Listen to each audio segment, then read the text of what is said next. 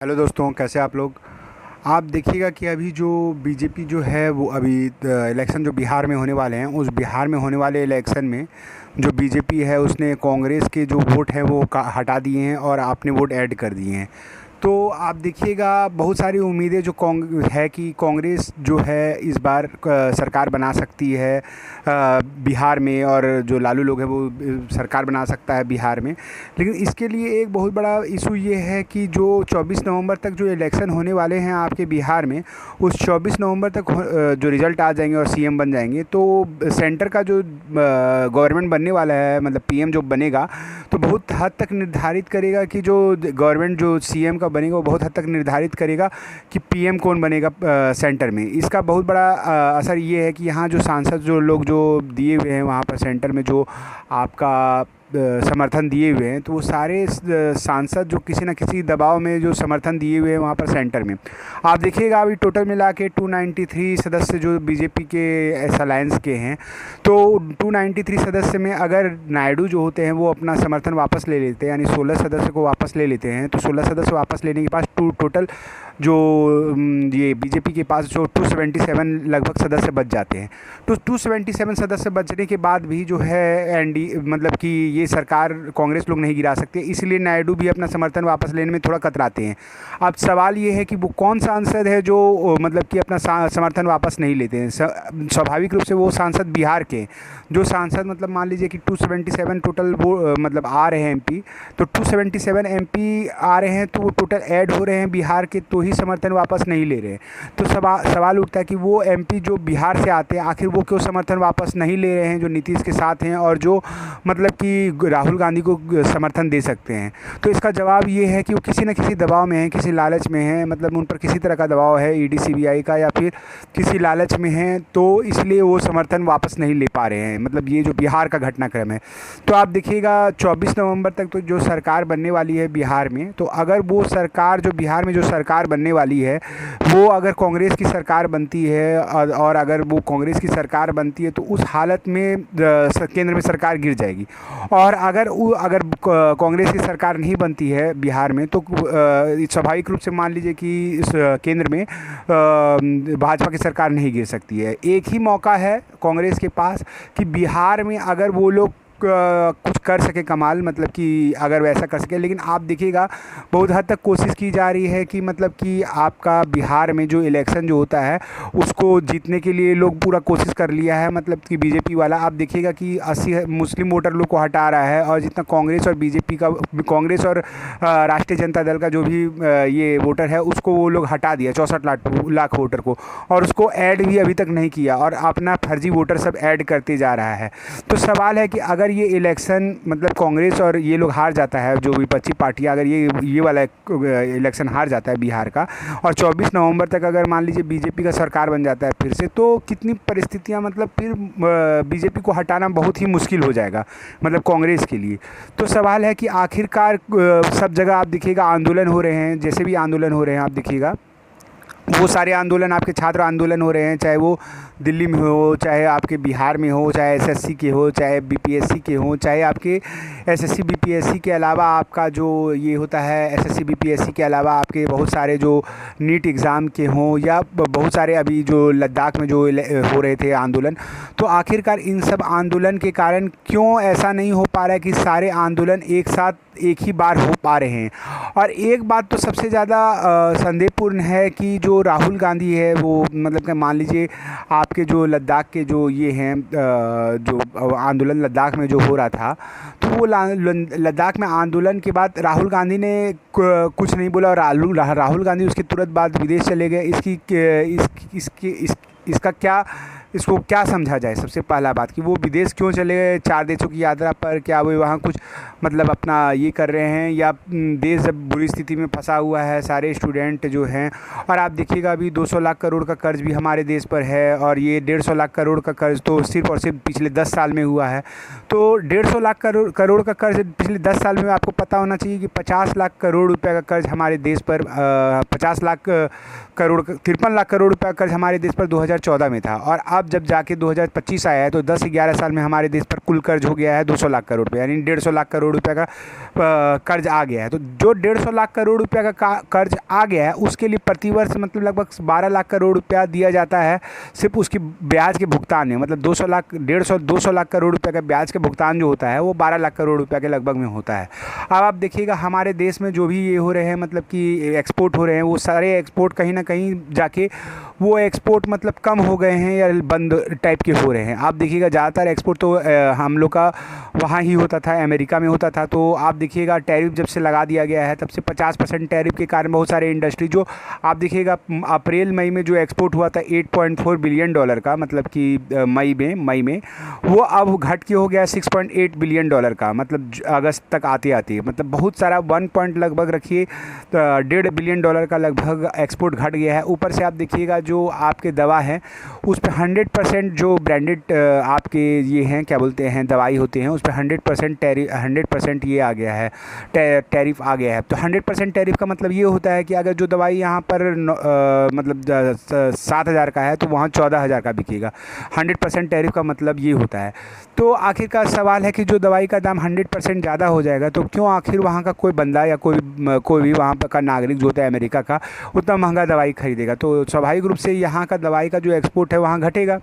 तो आप देखिएगा कितने तरह से हम लोग का एक्सपोर्ट जो होता है हमारे देश का एक्सपोर्ट बहुत सारे तरीक़ा से हम लोग का एक्सपोर्ट धीरे धीरे करके अमेरिका में घट रहा है। तो इससे क्या होगा, हम लोग के देश का एक्सपोर्ट अगर हमारे देश का एक्सपोर्ट अगर अमेरिका में कम हो रहा है या घट रहा है तो इससे होगा या क्या कि हमारे देश में विदेशी पूंजी कम आएगी, डॉलर कम आएगी। और वहाँ हम लोग के देश के लोग जो एक तो वहाँ पर वीज़ा बैन भी कर दिया गया, H1B वीज़ा जो होता है, तो वह वीज़ा बैन करने के कारण हमारे देश के बहुत सारे नागरिक जो 70,000 यहाँ के नागरिक को दिया जाता था, आपका जो ये होता है क्या बोलते हैं नागरिकता दिया जाता था कुछ साल के लिए, मतलब काम करने के लिए सॉफ्टवेयर इंडस्ट्री से जो लोग जाते थे वहाँ पर, तो वो सॉफ्टवेयर इंडस्ट्री के बहुत सारे लोग तो वहाँ जाके काम नहीं कर पा रहे हैं।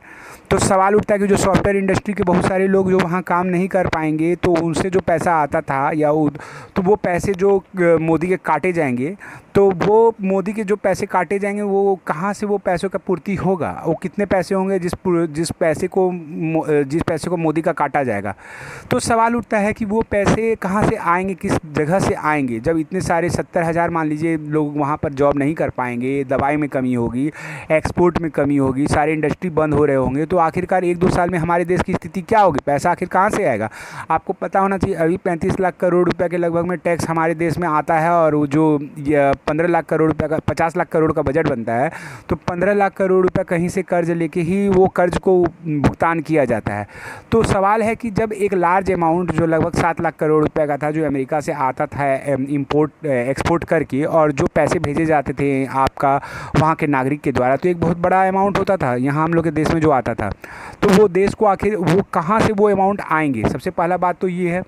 और दूसरी बात ये है कि ये अमाउंट कहाँ से आएंगे, ये तो सवाल है ही, साथ ही ये भी सवाल है कि जो मोदी के काटे जाएंगे पैसे, तो वो पैसे कहाँ से आएंगे।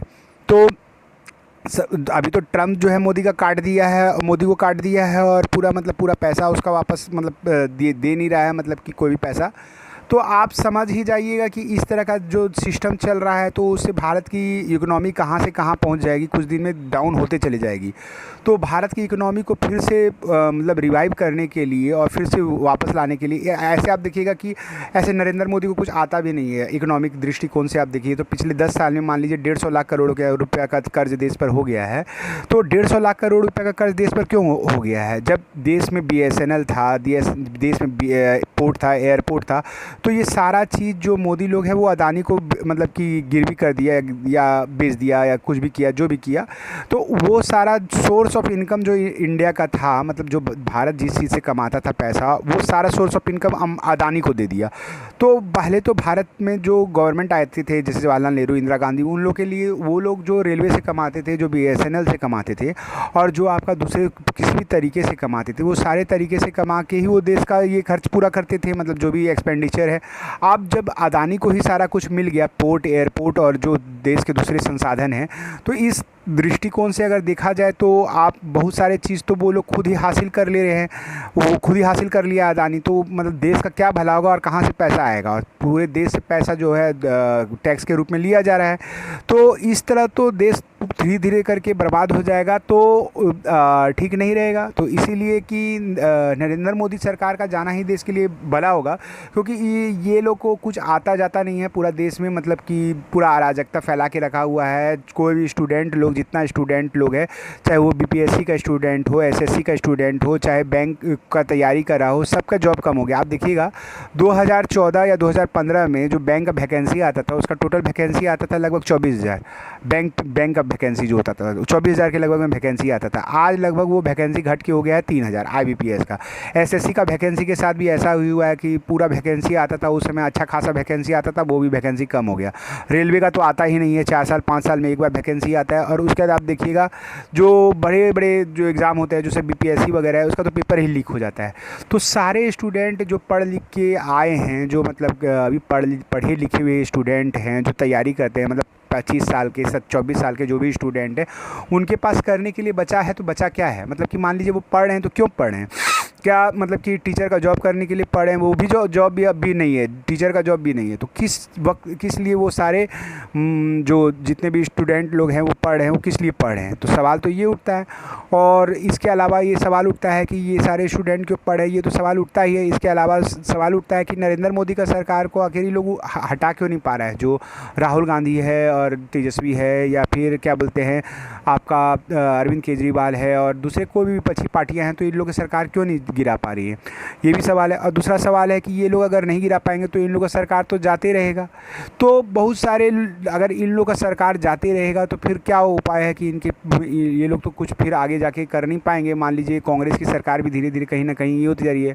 और राहुल जो बोल रहे हैं कि ये हाइड्रोजन राहुल जो बोल रहे हैं कि हाइड्रोजन बम है, उसके पास वो हाइड्रोजन बम को एक्सप्लोर कब हाइड्रोजन बम किस वक्त का इंतज़ार कर रहा है राहुल गांधी कि हाँ ये अभी। अब तो खैर मान लीजिए मुस्लिम वोटर लोग का भी बात सामने आ गया है कि उन लोग को नाम भी हटाया जा रहा है। तो आखिरकार जब मुस्लिम वोटर का नाम हटाया जा रहा है, जो तेजस्वी लोग के हैं 64 लाख वोटर, उसका नाम हटाया जा रहा है, तो यही काम तो दिल्ली में भी हुआ था। दिल्ली में केजरीवाल के पक्ष के जितने लोग थे उसका नाम हटाया गया था और इसके वो रखाया गया था। तो आखिर किस वक्त का इंतज़ार राहुल गांधी और विपक्षी पार्टियाँ कर रही है? आखिरकार कब इस सरकार को गिराया जाएगा ताकि देश में फिर से मतलब कि वो पुरानी मतलब इकोनॉमिक हालत देश का सुधरे? अब आप देख लीजिएगा हम लोग के देश में कुछ भी नहीं बनता है, मतलब कि हमारे देश में मेडिसिन भी नहीं बनता है, हमारे देश में मतलब रॉ मटेरियल नहीं बनता है, सारा का सारा चाइना से आता है। और हमारे देश में जो इलेक्ट्रॉनिक्स भी होता है, जो मोबाइल होता है और जो आपका इलेक्ट्रॉनिक्स कोई भी प्रोडक्ट होता है, जैसे टीवी होता है और कोई भी प्रोडक्ट होता है, जैसे आपका कंप्यूटर भी होता है, सारा का सारा आता है आपका क्या बोलते हैं चाइना से आता है। उसके बाद हमारे देश में जितने प्रोडक्ट इस्तेमाल हो रहे हैं, चाहे आप कह लीजिए कि वो चाहे व्हाट्सएप हो, चाहे फेसबुक हो, चाहे आपको कोई भी प्रोडक्ट आप नाम ले लीजिए, जैसे जीपे हो, गूगल पे हो, सारे प्रोडक्ट आपके आ रहे हैं अमेरिका से। तो आखिरकार सारे प्रोडक्ट कहीं इस्तेमाल हो रहा है, सॉफ्टवेयर इस्तेमाल हो रहा है तो अमेरिका का हो रहा है, हार्डवेयर इस्तेमाल हो रहा है तो चाइना का हो रहा है। हम लोग के देश में आखिर बन क्या रहा है? एक्चुअली बात ये है कि हमारे देश में सारा चीज़ असेंबल हो रहा है, हम लोग के देश में कुछ भी नहीं बन रहा है। तो जब हम लोग के देश में कुछ भी बन नहीं रहा है तो आखिरकार ऐसा क्या उपाय लगाया जाए कि हम लोग के देश में सब कुछ बने? आखिर आप देखिएगा जो अंबानी है और अडानी है, उन लोग का टोटल पूंजी हो गया 100 लाख करोड़ रुपए का, मतलब 17 लाख करोड़ रुपए का पूंजी उन लोग का हो गया, 17-18 लाख करोड़ रुपए का अंबानी का हो गया पिछले 10 साल में। मतलब आप समझिए 2014 में अंबानी था 3 लाख करोड़ रुपए का, अभी अंबानी का हो गया 18 लाख करोड़ रुपये, मतलब 10 साल में। और आप देखिएगा अडानी का भी वही हाल चाल है, वो अडानी भी बहुत ज़्यादा कर लिया। कहाँ से कम किया? जितना पोर्ट, एयरपोर्ट और जो भी आपका चीज़ था हम लोग के देश का, वो सारा संसाधन जो मतलब गवर्नमेंट का हुआ करता था, वो सारा मोदी ने ये अडानी को दे दिया। तो अडानी को देने के बाद हम लोग के देश में अपना कुछ बचा नहीं, मतलब कुछ करने के लिए। तो वो सारा चीज़ जिस पे पूरा देश का खर्चा पानी चलता था, आपको पता होना चाहिए ये जो 3 ट्रिलियन डॉलर का हम लोग का अर्थव्यवस्था है, वो 3 ट्रिलियन डॉलर में 2 ट्रिलियन डॉलर तो बड़े बड़े पूंजीपति का ही है। मतलब 2 ट्रिलियन डॉलर पूरे बड़े बड़े पूंजीपति का ही है। 2 ट्रिलियन मतलब 2000 बिलियन डॉलर होता है, और 3 ट्रिलियन मतलब 3000 बिलियन डॉलर होता है। तो 2000 बिलियन डॉलर मतलब समझ लीजिए, कह लीजिए बड़े बड़े पूंजीपति का 1000 बिलियन डॉलर में 90% देश की जनसंख्या आती है। आप देख लीजिएगा कि अभी भी हमारे देश में परचेजिंग पावर पैरिटी जो होता है, मतलब क्रैक करने की शक्ति जो बहुत कम है। आप देखिएगा बहुत जगह बहुत सारे चीज़ लोग खरीद नहीं रहे हैं। तो ये सब क्या चल रहा है? तो देश का संसाधन कुछ गिने चुने लोगों को दे देने के बाद, और उसके बाद क्या है कि जो भी पढ़े लिखे हैं और जो भी पढ़ लिख रहे हैं, उसके लिए कुछ भी नहीं बचा है इस देश में। तो जो भी नहीं बचा है देश में करने के लिए, तो स्वाभाविक बात है कि यहाँ के जो पढ़े लिखे नौजवान हैं और जो भी यूथ हैं वो आंदोलन कर रहे हैं, और बहुत सारे लोग जो है आंदोलन में उतर रहे हैं। तो अगर अभी नहीं किया जाएगा जिस तरह का आंदोलन हुआ, अगर उस तरह का आंदोलन नहीं किया जाएगा तो फिर कब आखिर किया जाएगा? और मतलब भविष्य तो फिर बनेगा नहीं, तो पढ़ने लिखने का तो कोई महत्व नहीं रहेगा। इसीलिए ज़रूरी है कि विपक्षी पार्टियां जो है एकमत होकर और समान रूप से आंदोलन करें, ताकि इस गवर्नमेंट को हटाया जा सके। इस गवर्नमेंट को हटाने के बाद ही देश का कुछ भला हो सकता है। अदरवाइज़ आप देखिएगा अभी 200 लाख करोड़ रुपये का कर्ज है, कुछ देर में देश का कर्ज बढ़ते जाएगा तो कम से कम मान लीजिए 300-400 लाख करोड़ रुपया हो जाएगा। और हम लोग के देश में तो कुछ बन नहीं रहा है, ना तो मेडिसिन बन रहा है, ना कोई इलेक्ट्रॉनिक्स का चीज़ बन रहा है। तो आखिरकार कैसे कुछ बनेगा?